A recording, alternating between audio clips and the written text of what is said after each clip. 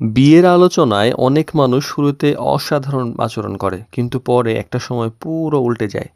শুরুতে খুব ভালো ব্যবহার, কিন্তু একটা সময় আসল চরিত্র তার প্রকাশ পায়। এটা কি আসলেই ভালো ব্যবহার, নাকি শুধুমাত্র একটা ইমপ্রেশন? তো শুরুতে ভালো ব্যবহার করাটা সহজ, কারণ মানুষ তখন নিজের বেস্ট ভার্সনটা দেখাইতে চায়। কিন্তু অভিনয় দীর্ঘদিন ধরে রাখাটা আসলে কঠিন।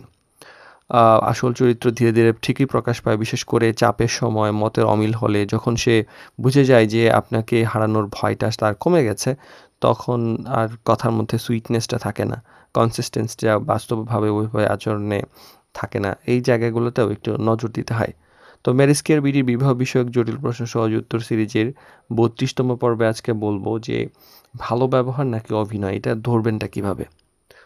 তো আসলে সবসময় অতিরিক্ত পারফেক্ট আচরণে কিন্তু সতর্ক থাকা দরকার। কারণ বাস্তবে সব মানুষেরই কিছু না কিছু দুর্বলতা থাকে। সবসময় স্ক্রিপ্টেড বা এরকম মানে স্ক্রিপ্টেড বিহেভ যদি কেউ করে, সেটা কিন্তু ন্যাচারাল না হইতে পারে।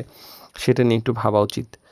আর রাগ বা ডিসএগ্রিমেন্ট সবসময় অবজার্ভ করুন। কারণ আসল পার্সোনালিটি অনেক সময় তখনই বের হয় যখন মতের অমিল বা সম্মানের জায়গাটা একটু নড়চড় হবে, এরকম কিছু। মতের অমিল বা সম্মান যখন বজায় থাকে না, তখন কিন্তু সব ঠিক থাকে। কিন্তু এই জায়গায় কি হঠাৎ বদলে যায় কিনা, এটা খেয়াল রাখতে হবে। আর অন্যদের সাথে ব্যবহারটা গতবারও বলেছি যে শুধু মানে আপনার সঙ্গে ভালো ব্যবহারই যথেষ্ট না। যদি সুযোগ থাকে পরিবার, অন্যান্য স্টাফ বা তার আশেপাশের মানুষদের সঙ্গে সে কীরকম ব্যবহার করছে, এটা গুরুত্বপূর্ণ।